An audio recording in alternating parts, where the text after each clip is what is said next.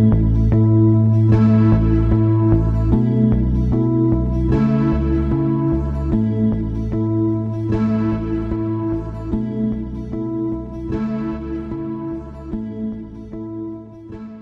we are going to discuss in this lecture, the topic is feminism and strands of feminism. What I am going to do is in fact in this lecture is that I will be discussing about what is the meaning of feminism and how the meaning and understanding eventually expanded.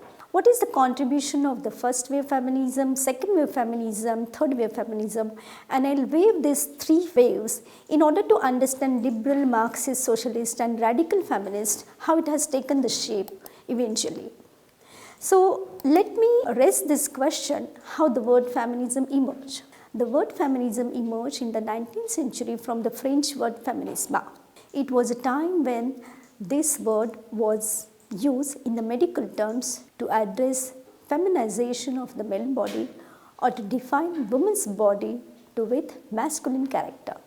It was used in the United States in the early 20th century and refers to a group of women who shares their unique experiences of motherhood and women's spatial purity, as Alison Jagger points out. Eventually, it carries forwards to signify the political articulation of those who are committed to moving the social position of women. Therefore, the term feminism started getting interpreted as those who keep believing on that due to their sex gender location because they are women and hence therefore they were subjugated. Women need a formal equality in front of law and therefore that the demand was there that the formal equality should be given to the woman.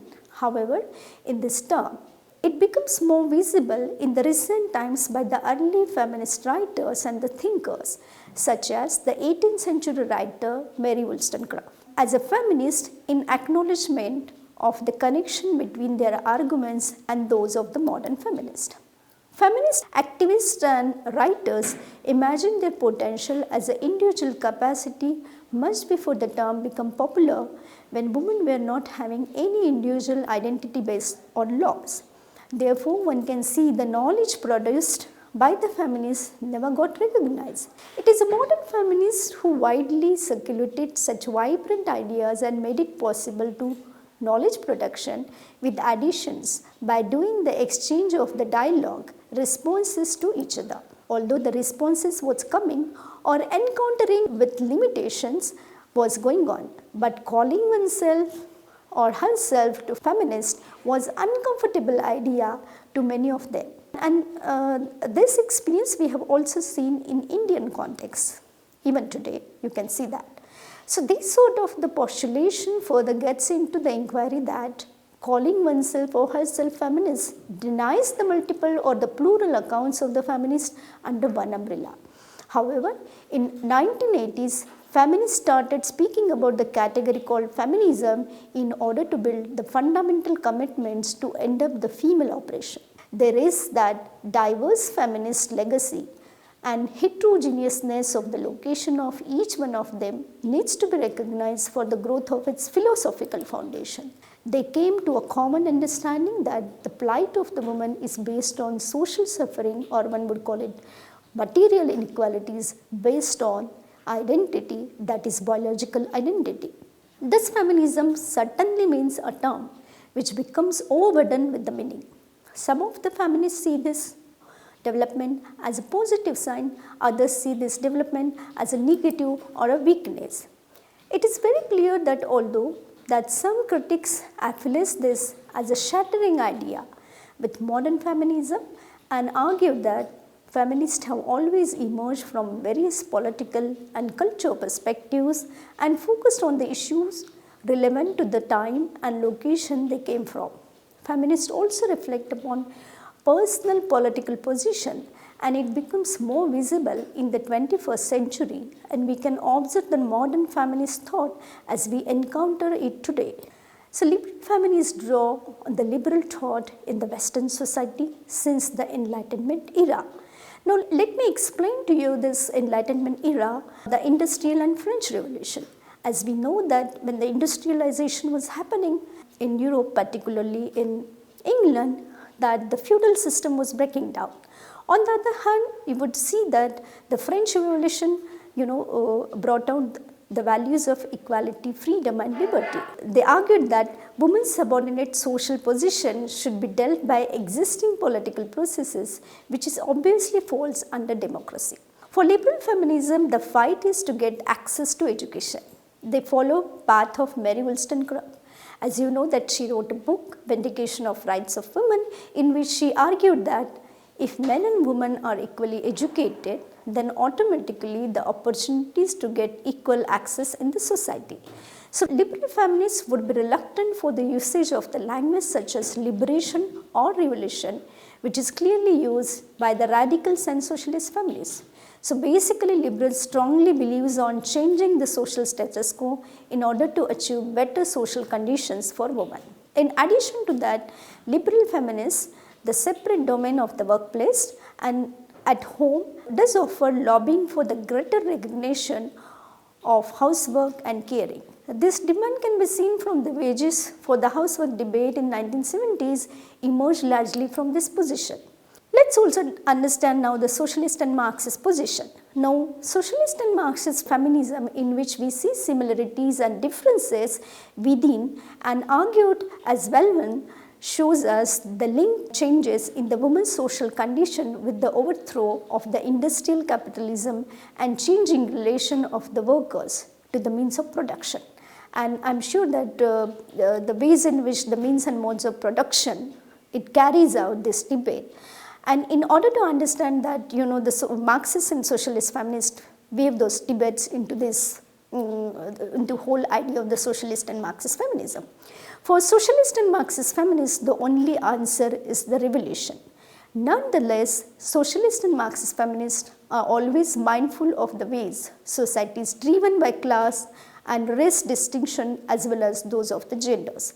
In fact, it is much useful to consider the operation as a multiple in nature with the longevity and interrelated, rather putting forward an argument that one form is more destructive than other. In mutual with the liberal feminism, socialist feminism, since its links to Marxist thought, proposes an essential link with the man as an accommodating man in the movement in the possible way for change. This hypothesis that man as a part of the problem should be a part of the solution was as a theme in early radical feminism. Even though radical feminist is usually associated in the widespread consciousness with separatism and man-hating, radical feminists, particularly in the USA, emerged from the civil rights political group and new left ideologies. Their politics was broadly radical left, but they become immensely disappointed with the male-dominated power that was also part of the left-wing radical groups and formed the women's liberation movement in order to provide spaces for the women's operation outside, which is also confined of male-oriented knowledge and politics. The principle was that woman-centered politics could only be devised in a woman-only space led by the policy of the separatism, at least at the level of the policy making and meeting. Thus, this politics of radicalism, drawing from the political lesson, wanted a political formation freed from the blot of maleness and therefore advocated leaderless groupings, job sharing and structurelessness, which is beyond the mapping of the contemporary democracy. So many of their aims have been teased or misinterpreted by others, and radical feminists are all too often sent up as a denims, man-hating, lesbians, completely fanatical with the potentially correct, partly because the ways in which they wanted to shape their own movement that was intended to reflect their rejection of anything that suggests out male political authoritative nature. So feminist grouping have always controlled representation from women of color, and if we look at the entire history, we see that it was always been a space dominated by the white feminists, Eurocentric white feminists. Working class women, lesbian, bisexual women, these were somewhere missing. Yet many became progressively disillusioned by the ways in which their involvement in the movement concerned their own identities and concerned invisible despite the rhetoric of reflecting of the needs of the all women. And one would cite this example in order to understand this whole debate, a black feminist thought. A black feminist talk about the self-rule, autonomy, but also the sense that gender regulates operation more than also race, class, sexual orientation and so on. This sense of inclusion and marginalization, simultaneously the need to make one's own feminism to respond the blindness of the mainstream become a commonplace in 1970s and 1980s. Therefore, this whole idea that how feminism emerged would be very clear to us. So, narratives and life history, testimonies of their own epistemological richness as well as less positively to the ways in which identity politics prevented feminist groups from speaking to each other and moving on. And one would see this entire debate in order to understand the postmodernist, post-structuralist intervention which one would see in the literature and the ways in which that it has been debated in the feminist movement. Now, let me explain to you the first wave feminism. The first wave feminism, if we look at the genealogy of the feminism in the context of Britain and United States, it is classified into those that without feminist thought and mobilization and those with cogent feminist thought and praxis has to understood. So, residues in the feminism resulted in comparing it with the wave with ups and non-development into a new and gradually coming down and so on. So, this wave analogy emerged in the context of the upsurge of the feminism in 1960s. However, it was different from the inertia of the either period. Middle of the late 19th century till 1920s thus categorized as a first wave feminism. The period after that, with the feminist intellectuals' intervention and praxis from 1960s onwards, categorized as the second wave feminism. On historical terms, the time framework of the first wave feminism also includes the perspectives and deliberations related to the rights of the woman in the pre-19th century. Now, French Revolution in 1789 foregrounded the question of the women's rights as well. A distinction was drawn between the resurgent feminism dating from 1960s and earlier period of the similarly prolific high-profile feminist analysis and the political activism. The earlier period of the mid and the late 19th century till until about this 20 can be, as I said to you, called as an first wave feminism. In turn, the growing feminist analysis and activism, which one can call it as it developed as a second wave feminism. In broader historical terms, the period of the first feminism may be dated to include the pre-19th century expression of the concern about the rights of the woman. Therefore, you see that the emergence of the first wave feminism in the Britain expanded the constitutional rights to all the sections, and it got impacted by the rampant social economic effects of industrialization. As Keane argued and analyzed that the important feminist assertion during the 1750s to 1850s for the extension of new legislation granting men's right to the woman, because men only used to have the rights, but then women also should have. So, feminist perspective became popular among the women from the middle class Britain in 1940s. Feminists developed a systematic movement in 1850s with the leadership of group of women based in London, and Langham Place group is one of the example. So, beginning stages of the feminism of this kind thus address the question of education and employment rights of the woman. One of the central assertion was related to the legal rights of married women. Now, suffrage and right to vote become central to the feminist assertion mid of the 1860s. Interventions of G.S. Mill for the inclusion of the woman under the provision of 1864 Reform Act as function as the important step in the struggle related to the suffrage right to vote. And one must read these two books by one book by G.S. Mill and Mary Wollstonecraft's book Vindication of Rights also. So, according to the Banks, there are two important streams within the first wave feminism in addition to the prolonged legacy of the equal rights feminism. Religious evangelical movement is also created their own evangelical feminism. It tried to create the possibilities for moral reforms and protection of the woman with less life chances, such as working women class. Women were haunted on the basis of cultural and moral strands. And the people who suffer is the children and the poor people, and therefore Bank described the other stream of the feminism as a socialist feminism. Now, Randall explained social feminism as an offshoot of the 19th century feminism, grounded in the social and legal reforms by providing the example of Josephine Butler's campaign against the Contagious Disease Act. Bank considered this as of less impact when compared to the evangelical feminism and equal rights feminism. It challenged the coal forms of marriage and family and argued for the collective conscientization based on child care and housework. The question of suffrage became central, and public campaigning emerged in the context of suffrage, and feminists of the various ideological strands thus come together for the assertion related to right to vote. However, it also led to the different arguments based on strategies. The National Union for the Women's Suffrage Society was formed in 1897, and you would see that Mission Fouquet as the president was there. That union was about with the socially mobile middle class woman. Now, Pancras formed a distinct organization in 903 called the Women's Social and Political Unit, and it deployed the military approaches. It led to the imprisonment of the suffragettes. They also did hunger strike. There were attempts from the authorities to disrupt the hunger strike by feeding them in a conscious manner.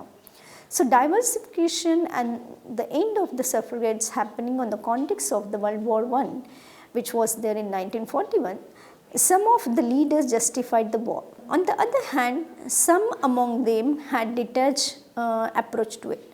However, the war resulted in the stereotypes of the woman because women turned into a labor force in the absence of the man after the end of the war. The war itself generally thought to have broken down many traditional held views about the woman, following their being drawn into the labor force as a replacement for the absent man. After the end of the war, the representation of the People's Act, People's Act was in fact brought into a place and to accommodate all men over 21 and women over 30 age who were householders or the wives of the householders, etc. Suffrage question was not only the prerogative of the British first wave feminism, as Dalhouse argues or Ryan says. However, it impacted the women's movement in the post-First War period. According to the Bank, assertion related to the right of women created certain consensus across different feminist streams, irrespective of their differences. Now, again describes the posture of the feminist movement during and after the First World War as a defensive, a sharp contrast to the confidence and assertiveness which it had displayed in the pre-war era. Kent also analyzed that two major interventions lead to forms of mass movement based on feminism during the interwar year.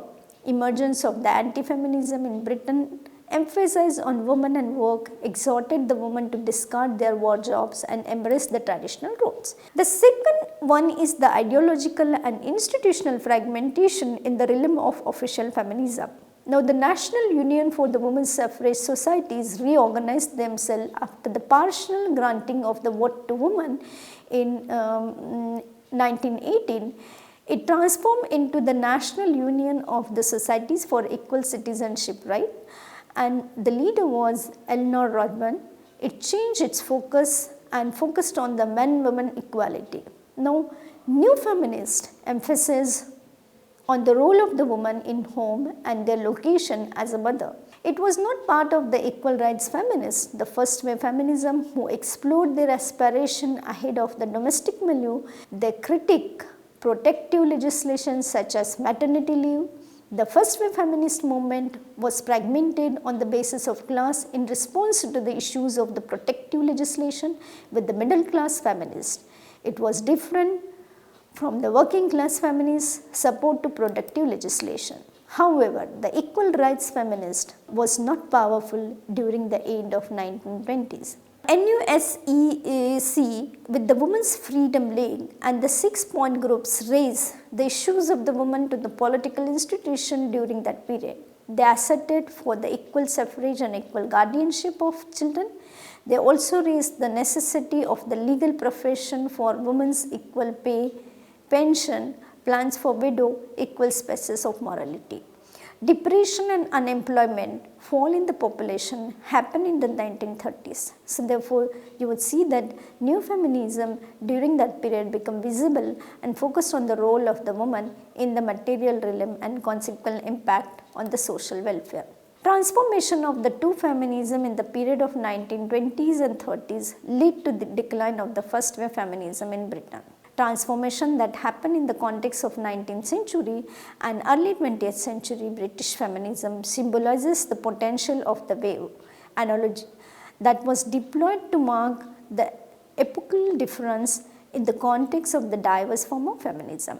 So therefore, it is argued that such analogy should be applied in a critical fashion and should not lead to the neutralization of understanding of the importance of the plural feminist historical development. Let me here explain to you the second wave feminism. Category of the second wave feminism refers to a new time framework of feminist political activism come militancy developed in late 1940s onwards. Since the wave analogy was only deployed in the late 1960s and early 1970s, hence its use to refer earlier era of the female activism shows the relevance of the second wave.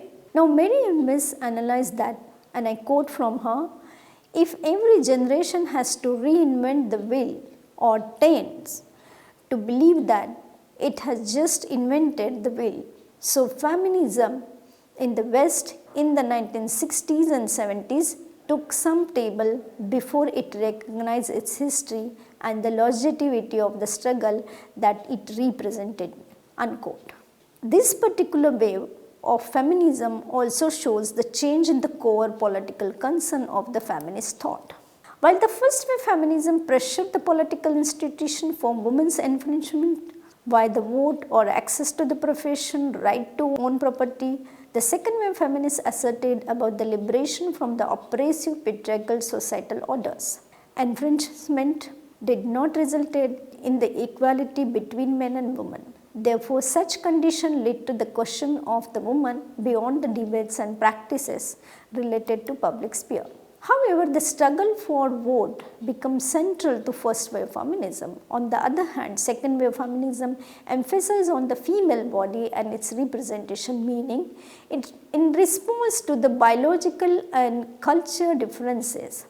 Now, Simone de Beauvoir, who wrote Second Sex, much celebrated "One is not born," but, and I quote from her work, page which she contributed, Second Sex, "One is not born, but rather becomes a woman," created a rupture in the history of the global feminist thought and praxis.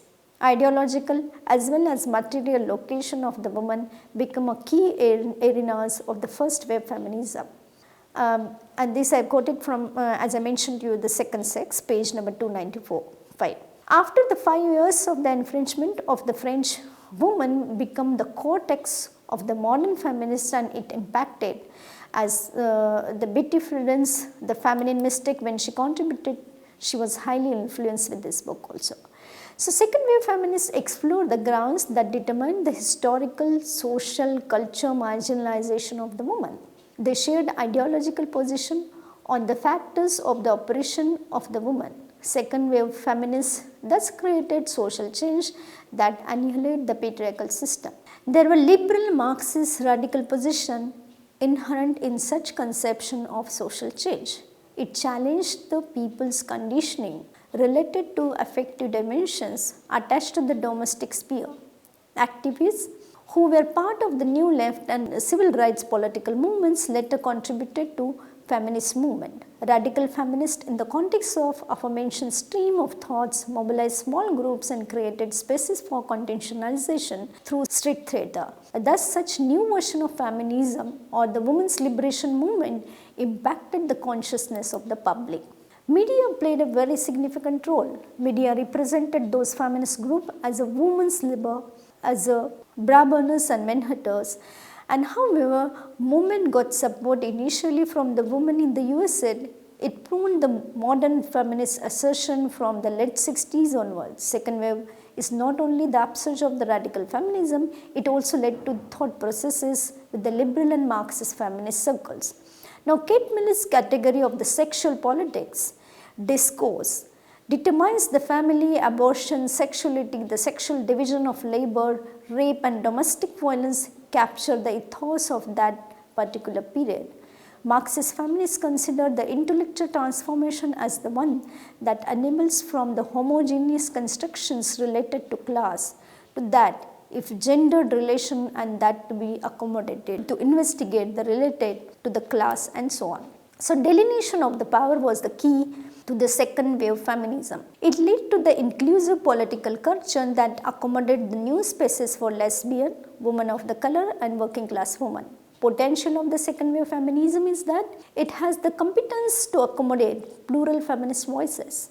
However, it had pitfall based on the representation of heterosexual white middle class dominant women who believe in the tokenism for dissenting voices. Membership was a political choice in the context of second wave feminism. Joe Freeman argued that, and I quote from his work, membership in the movement is purely subjective. The participants are those who consider themselves participants and not only accompanied by the membership in the small group, unquote. Some among the feminist collective emphasize on the attendance and involvement in the task. However, there was a freedom to leave and join other political groups as well.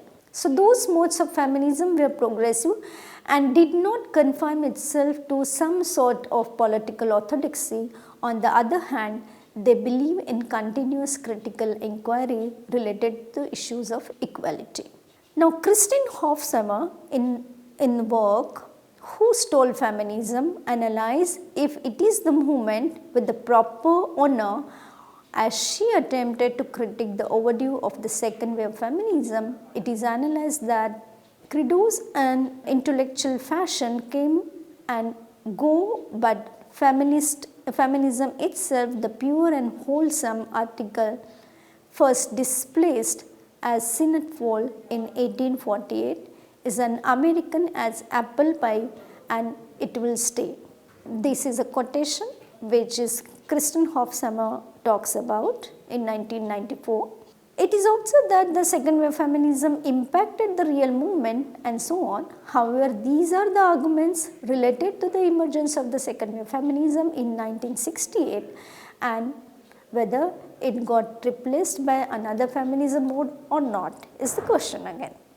It is reflected that with the third wave feminism create space for the public consciousness creation and political articulation of the feminism in response to the second wave.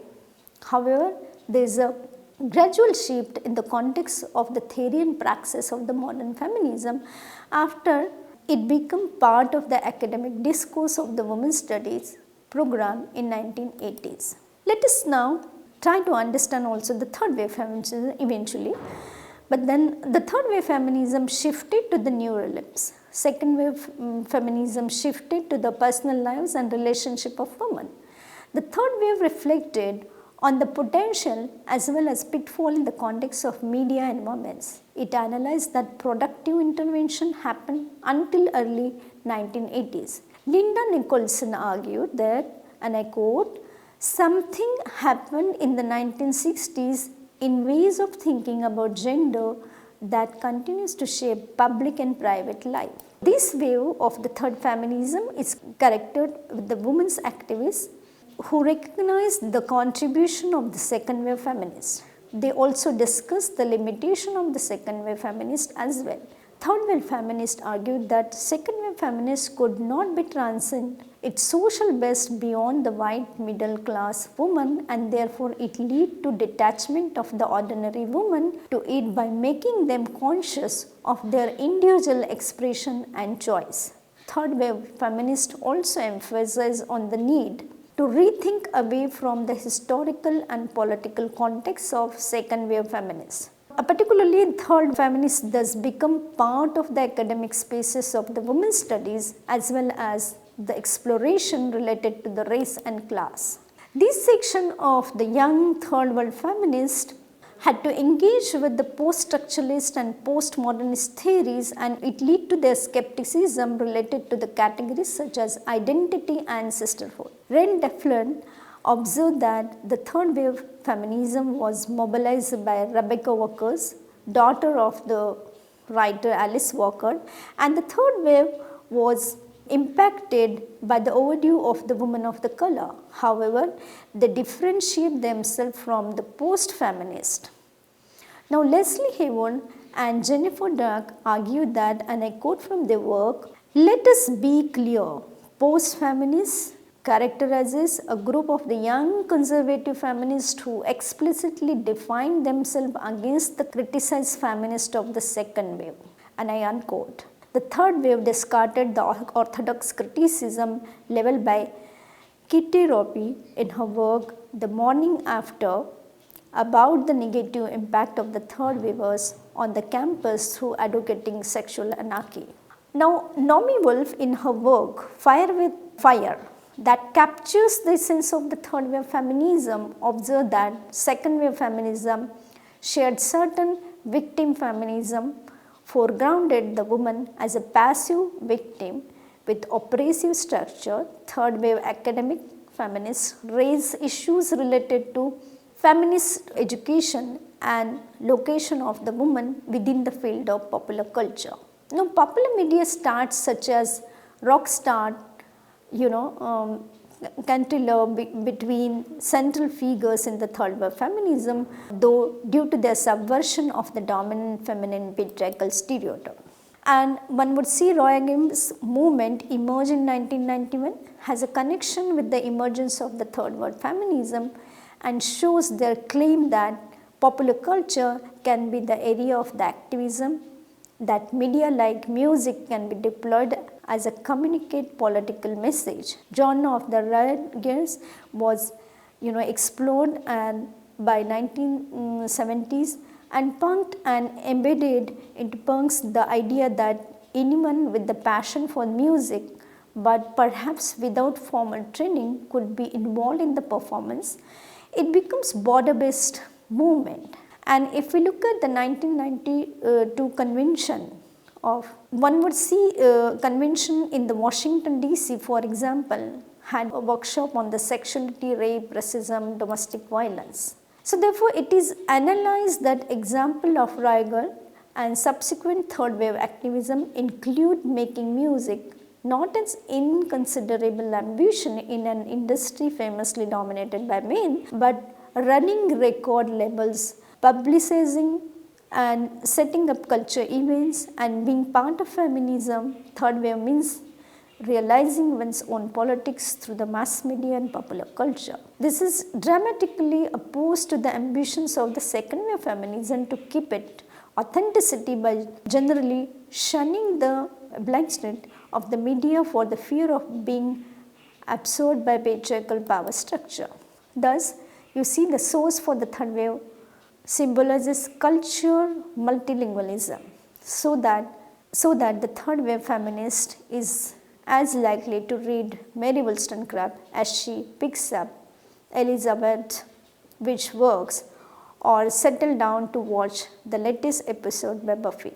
It is noticed that beyond their culture taste, the third wavers pride themselves on their global perspectives, and there is a commitment to look at the material condition of the people's lives by embracing some of the key tenets of the second wave feminism. Scholars argued that, and I quote again, men and heterosexuality have a less problematic place in the third wave feminism, and their analysis tends to take into account and disposition of the young males as well as females. In addition to that, in the USA in particular, its focus was on certain generation acts as a counterpose to the characterization of the American generations, winning an ideal, and it is asserted that the third wave activism is still in its relative infancy and that more academic commentaries will gradually emerge, which will themselves broaden its scope and sometime that they attempt to account for its particular philosophy. So then you would see the third wave feminism. It's a sense of generational conflict, one generation claiming its own space and fashioning the movement in its own imagine. In fact, generation expansion is defined by the age more than anything else.